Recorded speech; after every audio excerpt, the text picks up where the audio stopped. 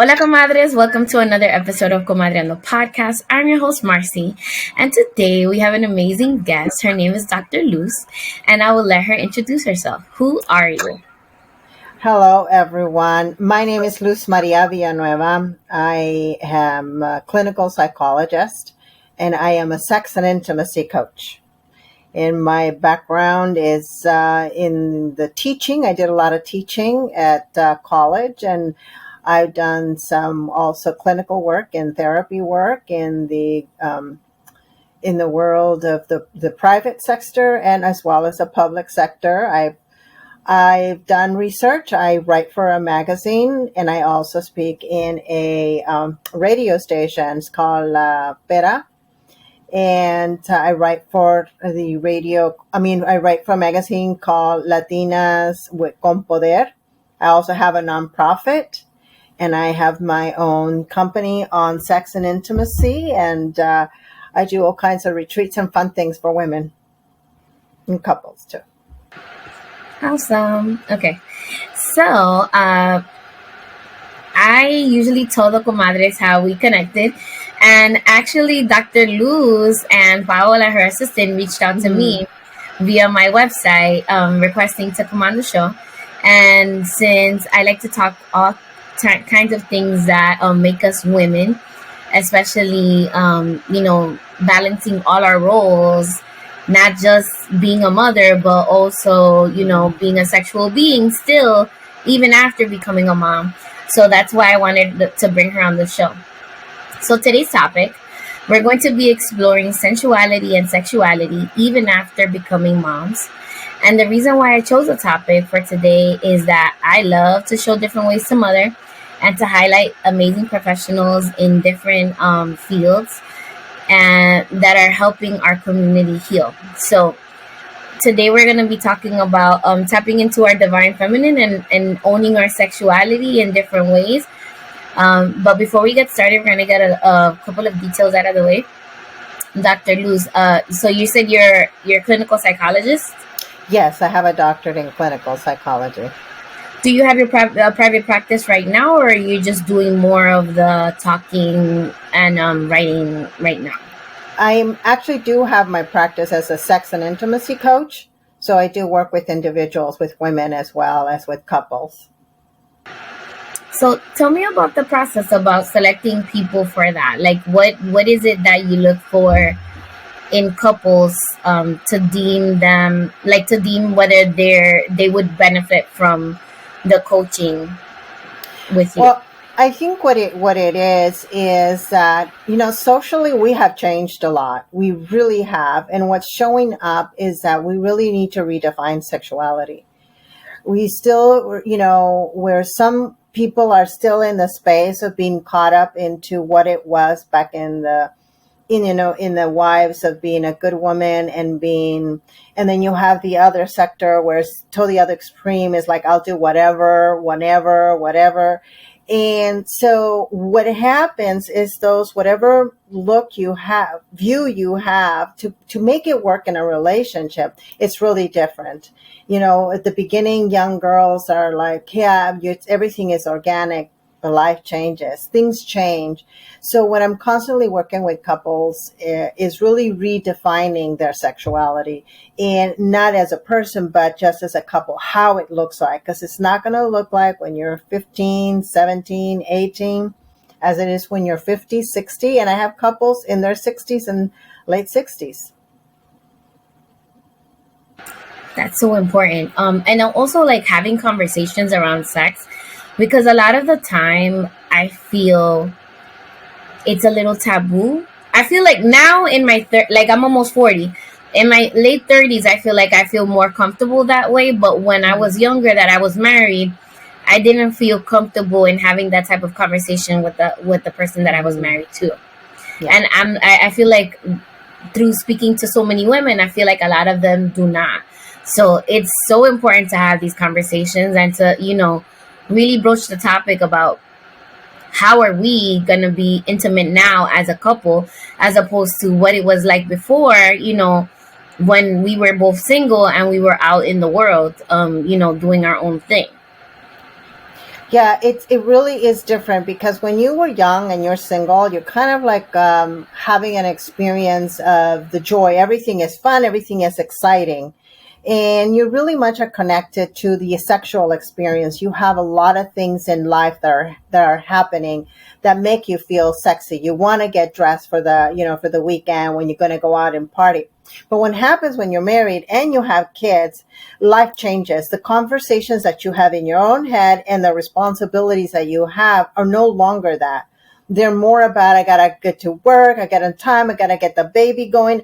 I got to take care of this responsibility, the payment. Oh my gosh, I forgot to bring the food for the dog. I mean, your brain and your role in life totally changes. Totally shifts and changes. So you start letting yourself go, who you are as a female, as a divine woman, as being central. Starts getting back, it's like you gotta hurry up because you can't carry the baby in heels. All of that starts changing. It's harder. I know some women can, but it gets harder and harder. I love that you mentioned that. It's so hard. I feel like the definition of sexy changes once you have children.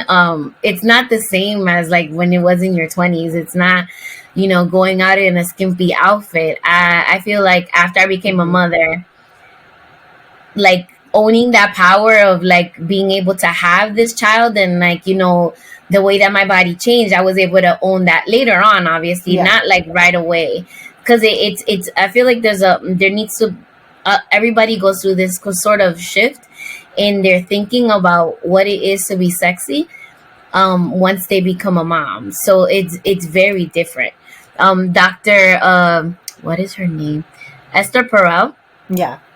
She talks about that a lot, about how couples it's really hard for them to be intimate with each other when they have all these other things going on, and it has to be like a conscious effort that they're doing to be able to reconnect with each other and still have that relationship, or like actively work on it to get it to another level where it wasn't before. It is, and what it really requires is really a lot of creativity. It really shifts your attention. Because see, now we have the calendar. Now everything works in a calendar. So you have a certain time you wake up, you got to get a job. So life becomes really about the thinking is responsibility. So it's just how the brain works. The brain works is you have your frontal brain where you're always are trying to make decisions like and resolve a problem. But in order to feel central, you don't use that part of the brain. You actually need to go into the limbic system. And because all day we're actually on this situation of like go, go, go, go, we don't get to that area that we're connected. So what really now we have to like put it in our calendar. We have to say, okay, I'm going to have some fun with my partner. I'm going to send them a text. See, and I'm going to, whereas before you'd be sending texts at night all the time to each other, talking at night. Now you get home, you just want to go to sleep. Yeah. Yeah. After you put the baby and you got to wake up. So what it is you really have to recreate yourselves as couples and bring new fun in what it is. And I actually do that with couples. I help them recreate. Is like, there's some of them like, is like, I have no idea. So things I'll do is like, I'll say, okay, you're going to create a fun. So they choose a date and a time, and I have them choose a date and time. And you're going to spend $20 on a date. And they're like, what? Yes, $20. Part of the adventure is when you were young, it didn't matter. Yeah, it's true. It didn't matter. So I give them these different ways that they can recreate themselves. And go different places, and how to send notes to each other, remind each other to not talk about family dynamics, not talk about a house, talk about fun things, talk about things that make them happy and fun. And also to identify like what are the things that matter to them. Like what is it that matters to you that gets you so excited? Because whatever it did when you were 18, 21, it's not the same thing when you're 40. Yeah. So important. It shifts and changes. Yeah, just like we don't stay the same person that we were when we were very young. Our needs change sexually as well as relationship wise. And I feel like the communication definitely needs to be there. Like, one thing that I adapted as I've gotten older is I do like post coitus, like exchanging notes. Like, I really liked XYZ. I would like more of that next time or whatever, and I feel like, besides it not being necessarily like a play by play like in sports, but it adds to that sexy element as well, because like you're like giving the person a compliment, I really enjoy this, or next time let's try this, and it's making you, in a way, it's like stimulating your imagination, and you're thinking about that in a different way, even if you're not in that moment, you're not being intimate, like, touching or whatever the case may be. I feel like that brings in another element of like fun and kind of like sexiness to the dynamic.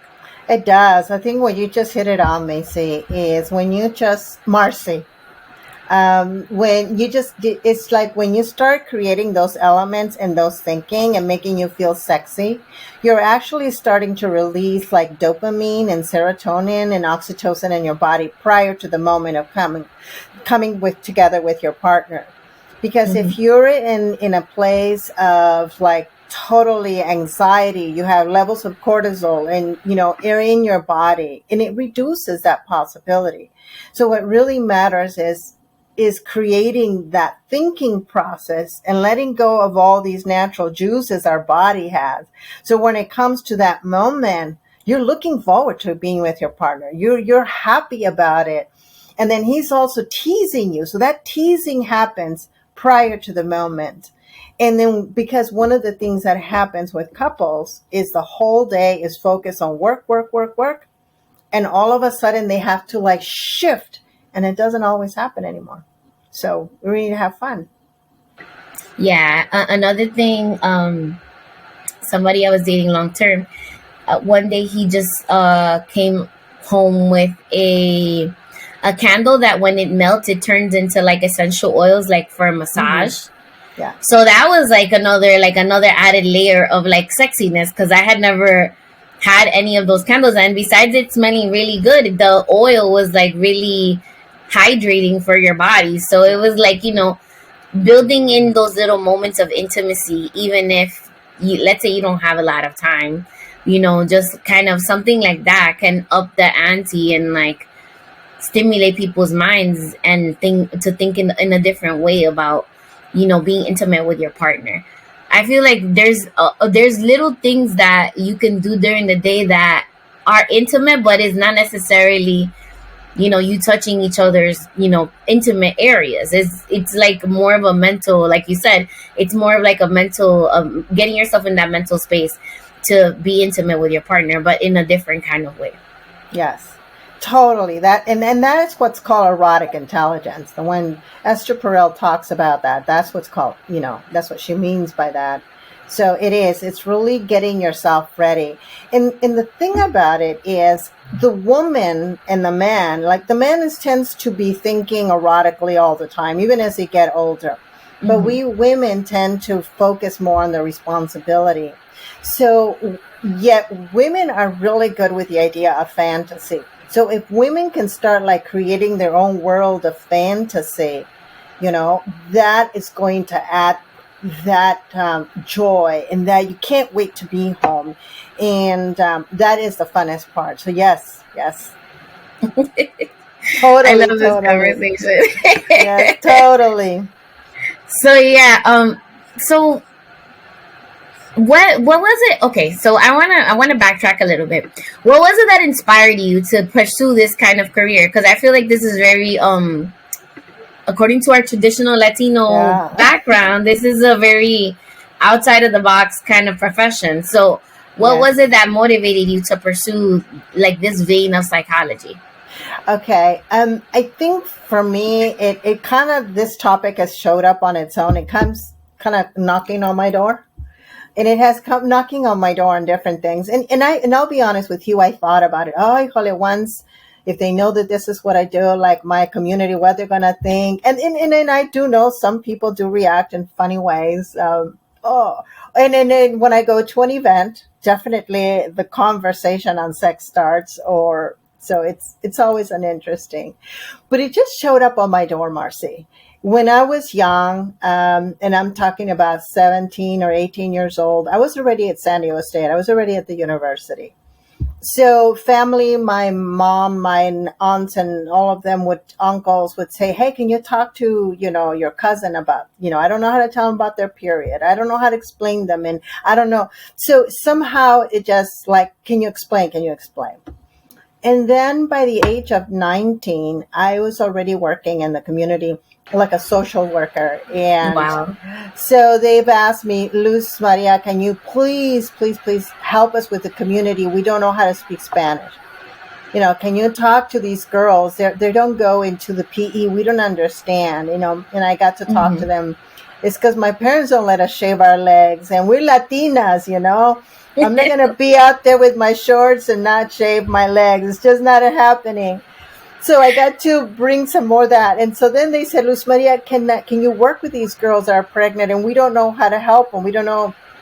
So education. So speak Spanish. And then they said, Luz Maria, can you do like an education, on how to use contraception? And here I am, 19 years old. Oh my goodness. Teaching contraception and all of this. So I said, yes, no problem.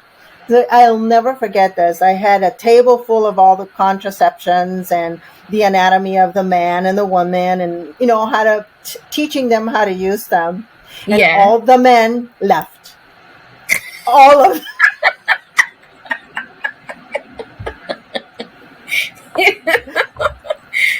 Well, like, what was it? Because they were uncomfortable, or they were so uncomfortable when I actually took out a condom. I told them, it's really important that when you have an erection, don't wait until later because you're going to have semen come out of you, so you can get a girl pregnant. This is how you want to put it on. So I took, this. So it to them is like, oh my gosh. Now remind you, I'm a 19-year-old girl, and these are bigger, like older men, older guys. So, oh my gosh. Oh man, that's so interesting. So you were telling me a little bit about what it's like with your family. A lot of people were coming to you naturally, but tell me what it was like growing up when you grew up. Did you grow up here in the States or home back in Mexico? In the country? In Mexico? I grew up in both. I was born in the United States, and then my parents took us back to Tijuana. So I grew up in Tijuana, and then at the age of 10, I came back to the United States. Oh, wow. Okay. Yeah. So what was it like being a child of two lands, basically? Because I feel like you were born here, you had the exposure here, but then you went back home to Mexico, and it was like, was it like culture shock a little bit, or yeah, like tell me about that, and then I'll ask you a follow-up question to that. All right. Yes and no, and I say yes and no because when I came back as to the States, like as a 10-year-old, they would make fun of me talking, my enunciation and all that. And I would tell them, well, if you can say what I say in English with the enunciation in Spanish, then you don't make fun of me because I know more than you do. Yeah. This was this little girl. I don't even know where I got this. To me, it's like 2 is better than 1 or 1.5 is better than, So they would make fun of me. Now, I do believe there's been like some advantages. I'm not a short Latina. By at the age of 13, I was already 5'4", and then I reached 5'6" by the age of 15, 16. So I was not a short, and then I was really athletic. I was like, you're a really athletic girl. So I felt like they would laugh at me. But when we were in recess or playing sports, I felt like that was like, let me show you who's got it. Let me show you who can throw that ball. And let me show you who's going to run faster. And that was one of the things I had about me that I was able to use. And I just, for some reason, I never felt less. I felt like, what's your problem? Even if they made fun of me, that was like me growing up. Yeah. My mom, well, she grew up in the Dominican Republic, and over here, a lot of she's a teacher actually, so a lot of the non-Latino teachers would be like, "Oh my God, I don't understand your accent." She's like, yeah, my accent is a little strong, but that's what happens when you have more than one language. How many languages do you speak? And I was like, oh, I'm gonna use that. I like that. So okay, so besides growing up Latina and like being a child of like basically two worlds, what was it like? What was, I feel like there's a lot of hypocrisy in Latino culture when it comes to sex, because we know everybody's having sex, right? Yeah. But nobody ever talks about it, and it's not something that at least I didn't feel comfortable talking to my mother about any of that stuff growing up. It was more like, I would go to my friends who probably knew less than I did, and we would have conversation based on stuff that we would read in magazines like YM and like what is it, Cosmopolitan, Yes. things like that. So what was it like? What do you feel about like the hypocrisy of, we know people are having sex, but then it's very taboo to have these conversations in our culture. Well, it's the consequences, you feel afraid to face why you decide to not share. I knew that if I personally would have shared that I was having sex before I got married, all my friends would say, "Oh my God, es una cualquiera, she's like a no good anymore." So there is this right that is given but to our society to put down the woman. And in having sex, early on is like the perfect conversation to put her down. Losing her virginity, it's like es una cualquiera.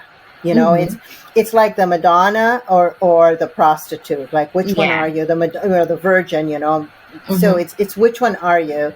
So it's just that's the reason we became hypocrites about not being honest about it. It's just the consequences.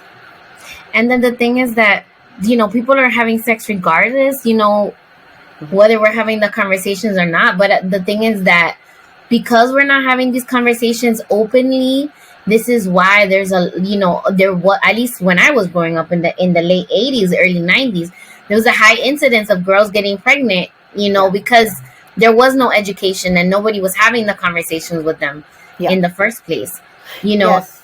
Go ahead. No, you say that. I actually, at the school district, I used to do this talk for mothers and daughters called "Do You Really Need a Boyfriend?" And it was really about the intention about teaching mothers that these girls are going to have a boyfriend whether we like it or not. And we really need to talk about sex education. I know how uncomfortable. Somehow there's this belief system that if I tell you about it, what you're going to do now is do it. And the truth of it is, sex feels good. When you're 13, 14, 15, whenever the time you get a kiss, it's going to feel good. And then therefore your body is going to react. The hormones is just a natural thing, and boys are going to feel it. So the girl has this amazing, this just amazing experience, and this responsibility to hold it all back. Yeah.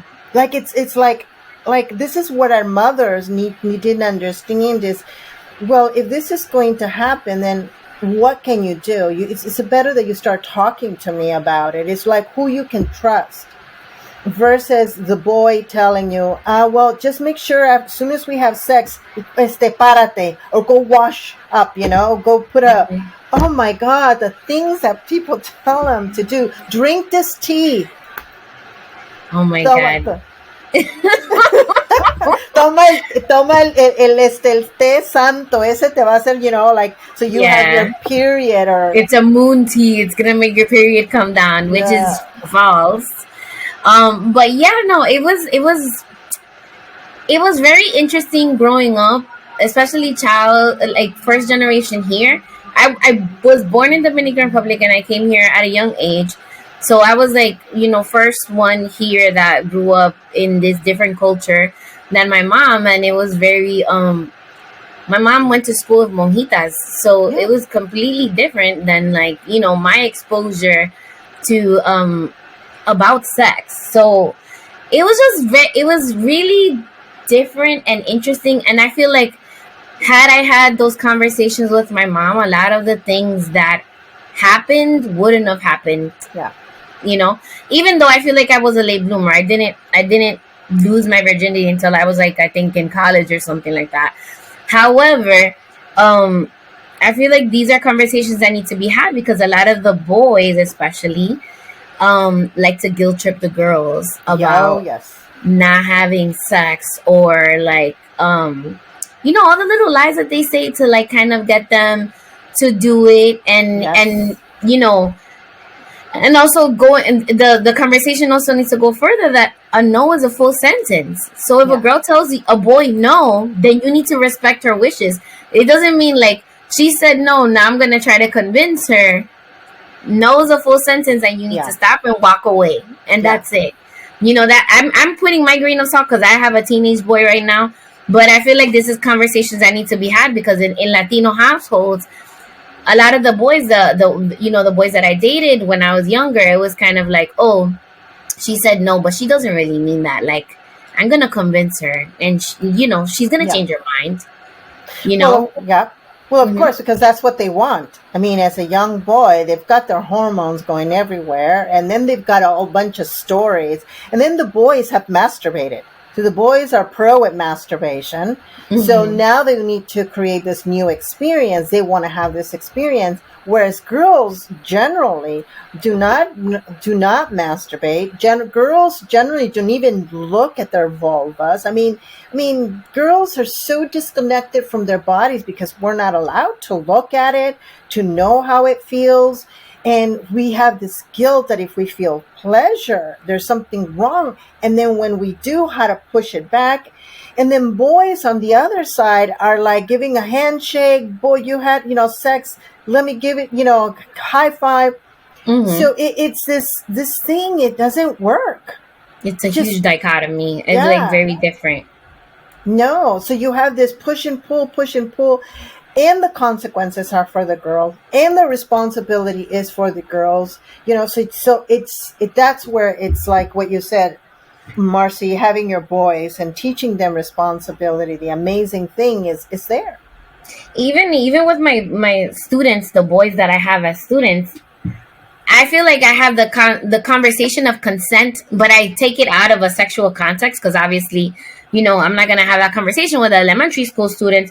But learning that if somebody says no, then that is their decision, and that's okay. You can feel disappointed, but at the end of the day, that's their choice, and they said no. So having these conversations with the boys from early on can help change the trajectory, and how our culture is not seen necessarily, but how people experience our culture in that way, especially little girls. Because I feel like, no vale la pena enseñarle a una niña don't have sex, but then the boys are like high-fiving them. Go ahead and do it. Yeah, and like, who are they supposed to have it with? Exactly. Yeah. And generally, now now we're having this new consciousness of acceptance of different energies, or within your same sex. But overall, we're still in this heterosexual relationships, and boys are going to look for the girls, and here we are. Yeah, and also like changing, like that's another layer, right? Like making it okay for people that are not heterosexual to feel okay being, themselves. Yes. I knew growing up that was like, that was an insult. Like, you wanted to insult a boy, you would like tell them that they were gay, which is not really an insult, but at that time nobody wanted to be that. Nobody wanted to be the odd man out, because they had the same sexual preference as somebody else. And a lot of the men that I grew up with had to repress that part of themselves until they finally were able to get some freedom and go to, college and go away. And then they were able to explore themselves sexually in that way out in the open where they felt that they were not going to be judged. But still, like, the conversation needs to go regardless, consent, regardless of your CIS hetero or otherwise, like, regardless of that, we need to be having these conversations more and more.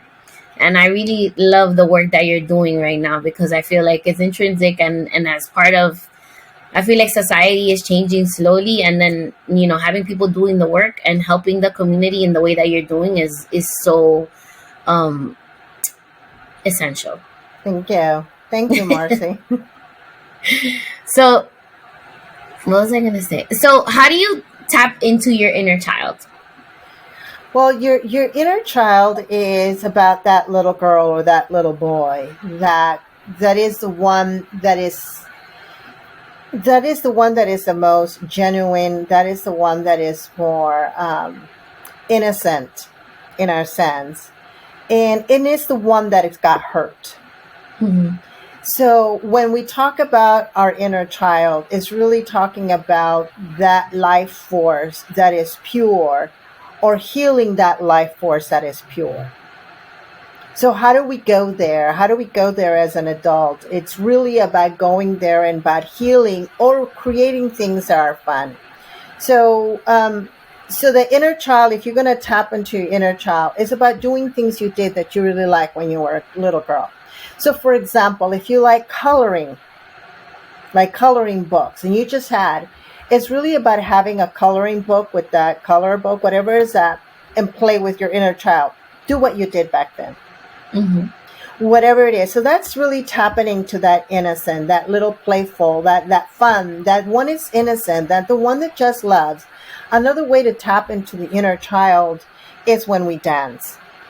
When we dance not with the intent of being sexualized, but you dance like if nobody's watching, where you're just having mm-hmm. fun and you move and you play. So it's really about being playful, about being fun, about speaking what it is there. See, your little girl, our little girl, would ask whatever was there, mm-hmm. with no fearing of judgment. It is how the adults would respond to even a question like, why do I not have a penis, mommy, you know? Mm-hmm. You know, why does my brother have one and I don't have one? Ooh, that looks ugly, mom. You know, why is that thing that hangs look so ugly? What? And it's in being hurt by it. You know, somebody slapping your mouth or somebody, that's the part that gets hurt. Mm-hmm. And what it starts to build, and we start building these like algorithms, mm-hmm. you know, unconsciously, that start building us. It's kind of like we start driving, you know, when we learn to drive at the beginning, we're consciously looking at everything when we drive. Mm-hmm. And the right to the left, how we hold the vehicle, making sure everything. And eventually none of that. You just can be going from one place to another and you're just blank. You're focused on everything. Well, that mm-hmm. inner child that got hurt starts moving in the world as a hurt person and shows up. And it's unconsciously, just like you drive, you don't do it with that intention. So that little girl felt abandoned when she's in her relationship. Anytime they'll tell her no, or they're trying to make her like, you know, let's have sex. You know, you're no good. I don't like you. Well, if that little inner child girl got rejected and is a fear of abandonment, she's more likely to say yes to the guy. So that's that little girl that is in that. So having fun with the little girl. So how do we tap is to heal her, and of course the younger we can heal her, the better it is. And then have fun with her. Yeah, I did a lot of work around the inner child. I practiced Kundalini yoga. So one of the activities that we did was that we wrote a letter to our younger self, our little girl or little boy, whoever was there, and just basically telling them that you're gonna protect them and that they don't have to worry anymore or whatever. And it sounds like a silly activity, but it was a group of at least 30 to something people. Everybody was hysterical, crying as they're writing this letter. So, you know, it's like letting that little person inside of you know that they're safe now, and that you got their back, that you're gonna take care of them. So I feel like that's super important. So I was really interested in reading that you created a non-for-profit. So I wanted you to kind of shed light about what you do with the non-for-profit, and how do you help the community that way. Okay, I have a nonprofit. It's called Latinas with Purpose. This nonprofit is to give a voice to women through their storytelling. We all have stories to share. Every person in this world has a story to share. And the intention behind Latinas is that we are so in the lower spectrum in our humanity. And I believe who we are so magical. We bring a tapestry of color, of life, that other cultures don't have. The way we love, the way we bring in our community, the way we see the world, and the way we do art. Anything there is regarding of who we are is just amazing.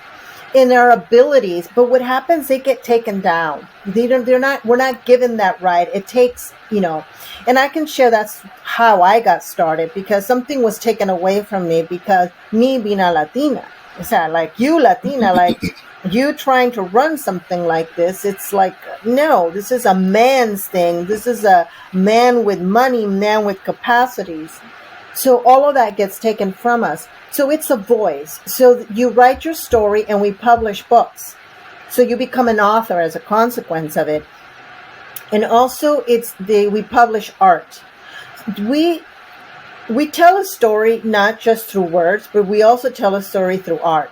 You can look at an art piece and you can see a whole story just by looking at an art piece. And I have seen artwork of Latinas. They are just amazing. And they're slowly moving up, but they don't have a place in this world that we really deserve. Not until Frida Kahlo, with that movie that we had, Frida Kahlo, was women's art considered. And generally, when they look at Latinas' artwork, they think of the Day of the Dead, of La Calacas, of the skulls. Yeah. And I think it's beautiful. Yet I do believe Latinas have way more to offer. We can also create the beautiful artwork that any other person. So this nonprofit is to be able to give a voice. And then there's also healing. So I guide women when they write the story. So we start with the beginning of the story, like how do you even do an introduction? And then also we go into like forgiving, and we talk about, how to write with emotion. And then we talk about what do we triumph? What have we learned? What do we want to tell the audience? So there's a lot of healing and moving through the stories. And that's one of the things that we do is through the nonprofit. So it's really exciting, really exciting. I love that. And then the other thing that you do, which is Discover Passion with Dr. Luz, that's like the coaching that you do, correct? With the couples and everybody else. Yeah. So go ahead. No, yes. And then I do the retreat, the Discover the Goddess retreat. So I do that with my business. Ooh. Wait, I saw on the website you guys are going to Costa Rica? Yes. Ooh, when is that happening? That sounds amazing. July. Yeah, it is. It's in the end of July. And it is, when we're talking about healing that little girl, we're talking also to bring in that goddess. How do we give birth to this goddess that we are? Mm-hmm. So on my Instagram, you can follow me on my Instagram, Discover Passion with Dr. Luz. And we will have like little names of goddesses throughout the world, and what their importance of who they were. So you want to find this goddess, one or two goddesses, which are as many that you can connect with, and you want to give birth to that's within you. So there's 7-day retreat. So the first 2 days is really exciting. It's really about looking at the history of women, looking at the abuse that women have, but not with the intention of putting anybody down, but is healing it. Healing also the counterpart of the male energy too. Mm-hmm. Healing our relationship with our moms through all of this, because that's also something that needs to happen. Yes. And then there's also a day that we need to be free and have fun in Costa Rica. Then I do one whole day on orgasms, like understanding orgasms. And then I do like giving birth to the goddess. Like, what does that look like? I have with me travels a belly dancer. So she'll be dancing and giving birth, moving that energy, that sexual energy every day. And then I do a lot of Tantra work as well, Kundalini. So we'll do that. We do breath work. We do stretches. We move our energies. And so it's a lot of fun, but it's really healing that feminine energy. I love that. Yeah. That's so amazing. Yeah, so I was gonna chime in about the masculine piece. As there's divine feminine, but there's also divine masculine, right? And we have both of that inside of all of us, men and women. So it's important to like acknowledge both and feed into that in a way and carry yourself like the goddess that you are. But yeah, I love that. That's like, there's another person that I follow on Instagram that she does similar retreat, Cosmic Christine. She does diosa retreats, that's what she calls it, and they're really, really interesting. And the women that go, because it's a hefty contribution, but it's like you're investing in yourself. Yeah. So when they come back, they're like diosas, and they get us like a special ring, and it's like 7 days or 5 days of like group exercises and self work and all of that, which is really cool. Yeah. So I was gonna say about the orgasms. What's funny? I participated in the vagina monologues before the pandemic hit, and I actually did the monologue of the woman that had never looked at her vagina and had never had an orgasm either. So it was very interesting because it was very in contrast of who I am as a person.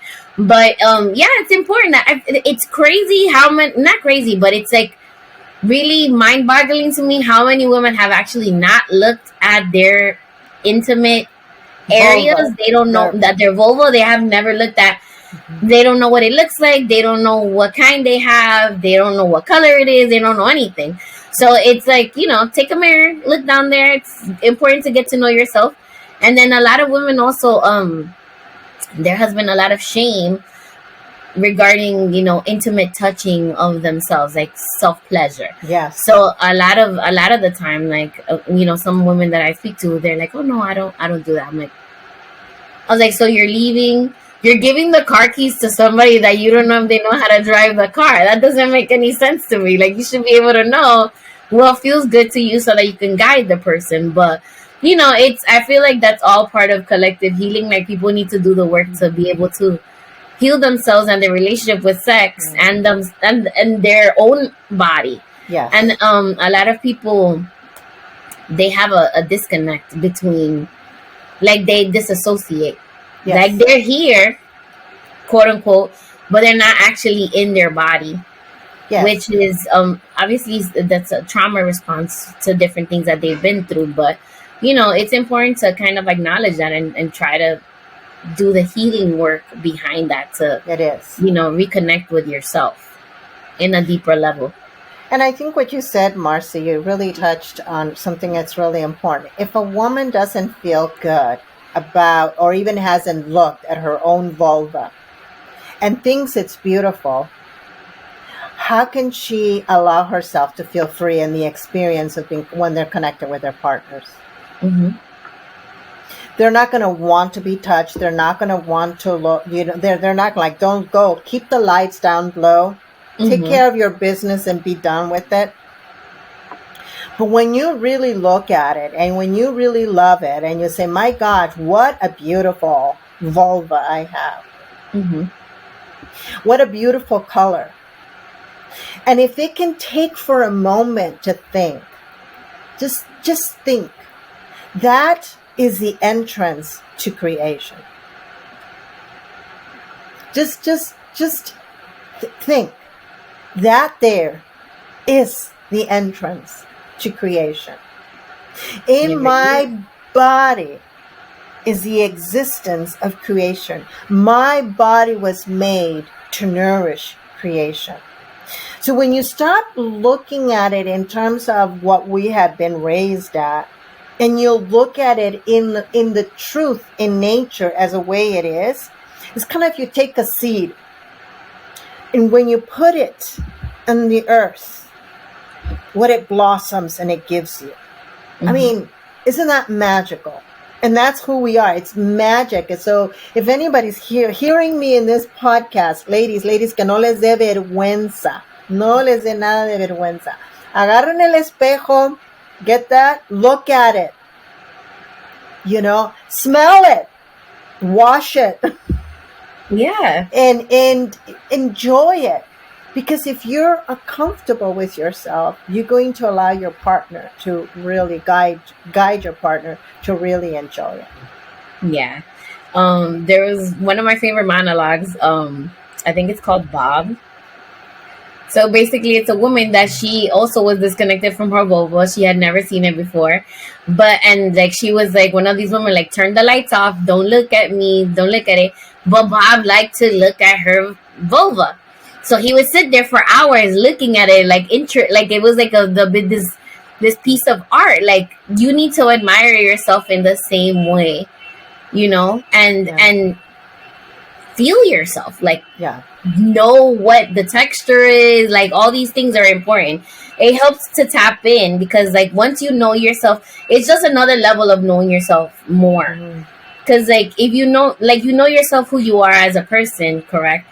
Like, personality wise, you know, the things that you like, your likes and dislikes, but you also need to know yourself as intimately as you want another person, a partner, whoever, male or female, or non-binary, to know you. So it just helps to create more intimate relationships when you already have that relationship with yourself. Yeah. When you love yourself, you allow someone else to love you. Because you can't allow someone to love you, your body, if you don't love it. You just can't. It just doesn't work that way. And a lot of women also have body dysmorphia. Like, they don't, like, people compliment them, but they don't really see what we see. And it's sad, but you know, doing this kind of work, especially with you and going on these retreats, I feel like can help a lot of women heal and like tap into that goddess energy and the divine feminine that we all have within us. Yes. And I love that you're like, that's a portal to creation. I love that. It is. We are a portal to creation. And I love belly dancing, because one of the things is you show your belly and then you wiggle your belly. And the more belly it is and the more it wiggle, the sexier it is. So what it does, it just takes us away from that conversation, you know. So I love that. So so what do you do to tap into your divine feminine? Like, what are some things that, I guess, that if you want to share, some things that you do to continue to tap into the divine feminine? Well, I guess one of the things being, I would say maybe athletic, was something that allowed me to be comfortable with my body. And so there was no shame for myself. I looked and I was very athletic. So that was something.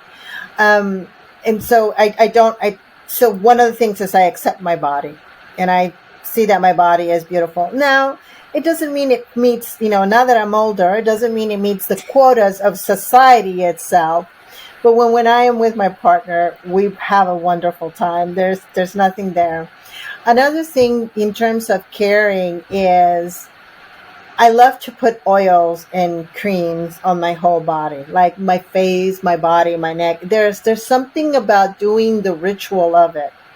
And every day when I come out of the shower, there's something about putting it in the way I put it, and then just allowing myself to be okay with that. And if I have time and I got the radio, I have music on while I do it.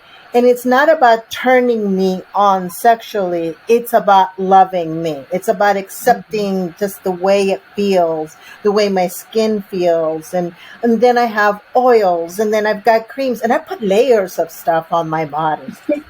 I do have all of that, and it's fun, and I take care of me, and that is some of the things, my own personal things that I enjoy.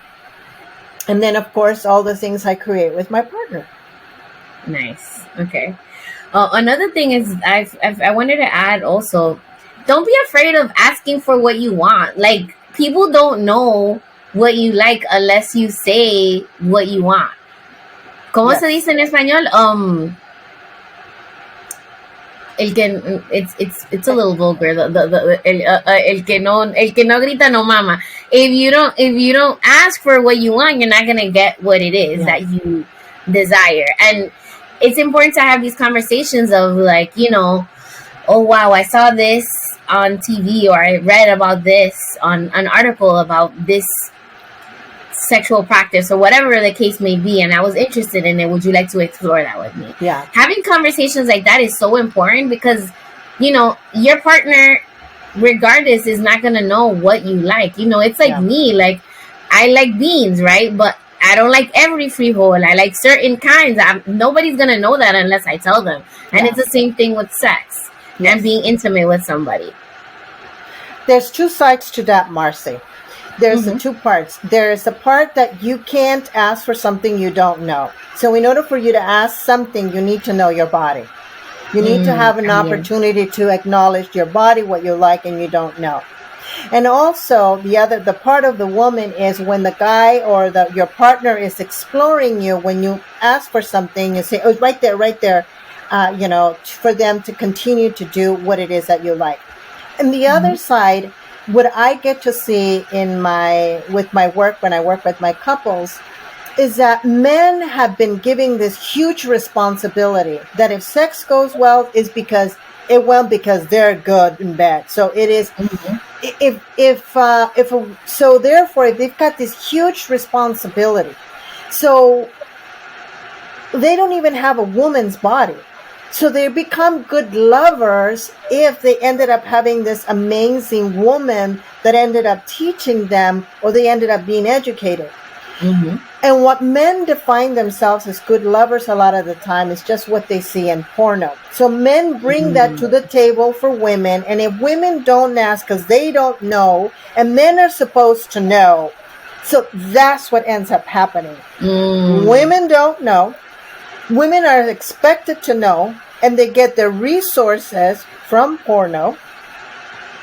And what they see in porno is not really human. It's not really... In fact, a lot of men destroy themselves or feel terrible because they compare their own body, their penis size, to the guy in the porno. So, and generally you put a guy in porno, man that has a very huge penis. So, and then they think that that's what's done correctly, is what you do in porno. So here we have the man's teacher, porno. Women don't know themselves, and men have this responsibility. It doesn't work. Yeah. So it needs to change. These conversations. In fact, I'm about to publish a book in spring with a friend of mine. She's from Peru, and she's a finance expert, and I'm the sex expert.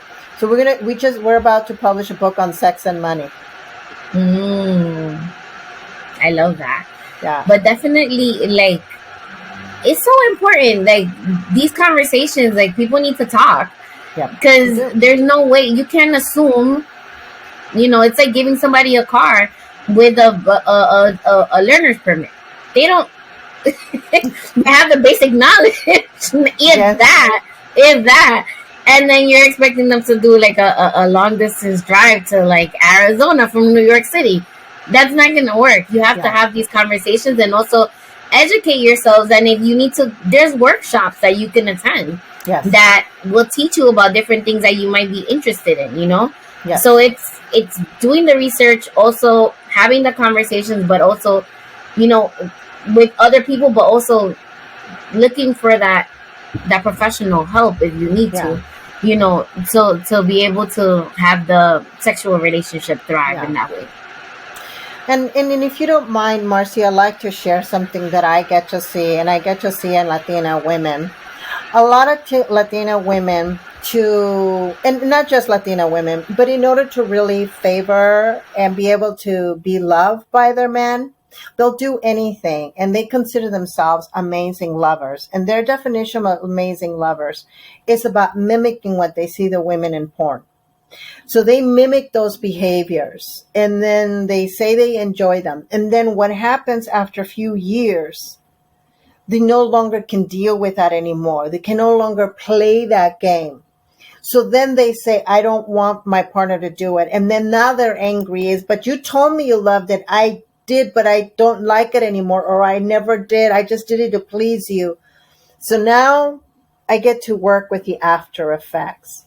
So what really is so important is for women to connect with themselves, to really see and love themselves, and to really be able to say yes and no to what they like and don't like, and not to mimic behaviors, and just to be able to educate themselves. So just adding a little note because of what I get to say with my coaching. So I'm going to share something. So when I was married, I thought that it was okay to like pretend like you had an orgasm, right? So, the intimate relationship it felt good, but I never got to that point. So I don't know where the conversation went. We had already gotten divorced, but then he was like, I think reminiscing on like stuff that had happened. And I was like, yeah, no, actually I never really enjoyed that.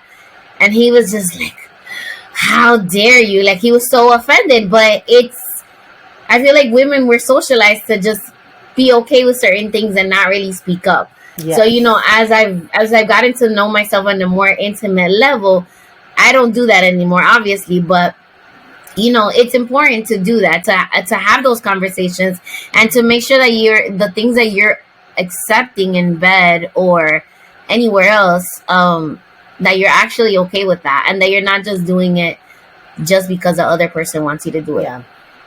Very, very true. Never fake an orgasm, ladies. You're listening to me.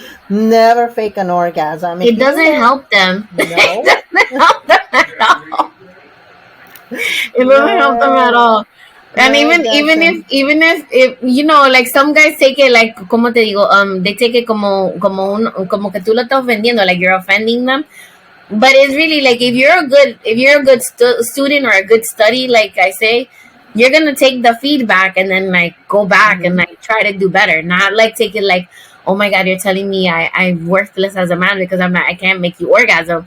You have to ask what feels good, and like, go from there to build on that, your sexual repertoire. Yeah. And then the woman if the woman can make herself have an orgasm, it's important that a woman knows that. So it's like, okay, to guide. Yeah, it is like, okay, to the clitoris. Okay, no, it's not to the right, it's to the left. No, not up higher, middle, lower, because there is a specific area where all of that area has nerves, but there's some areas where there is a sensation where you're going to really let go. Mm-hmm. But if you don't know where it's at, then the other part, if men, you're listening to this podcast, I hope you are. Do not. There's a lot of compadres that listen. Yeah, okay, compadres, please, please, please, do not get offended. You don't own a vulva and a clitoris. That's why you don't know, not because you're bad at it. It's because you don't own one. And it is your partner that's supposed to guide you. And those are the conversations that were never had. It was more, you're supposed to know it all. Yeah. And which is false. Yeah, don't fake orgasms, and definitely take the constructive criticism and it's not really criticism. It's take the guidance and, fly with it and can continue to experiment, because it's not saying that they don't want to continue to, be intimate with you. It's just, we would like this better next time. That's it, So, Dr. Luz, I want to thank you so much for being on the show. This was such a good conversation. Yeah, and for me. Aiden, can you let me finish the show? Thank you. All right, let's do that again. Okay, this was such a great conversation, Dr. Luz. Thank you so much for being on the show. And I'm gonna end the show how I usually end it, which is follow me at Comadreando Pod on Instagram and follow Dr. Luz at, can you please drop your handle? Yeah, it's Discover Passion with Dr. Luz. I didn't bring it here, but it's Discover Passion with Dr. Luz at my Instagram. Perfect. And then you can follow us. Awesome. And if you have any questions whatsoever for me or Dr. Luz, please feel free to send me a Comadre-Gram via email at Marcy at Comadreandopod.com or slide up into my DMs. Thank you for spending time with your comadres. And Dr. Luz, you're officially a comadre now, so welcome to the fold. Thank you for including me as a comadre. So thank you so much, everyone. Have a good night. Thank you.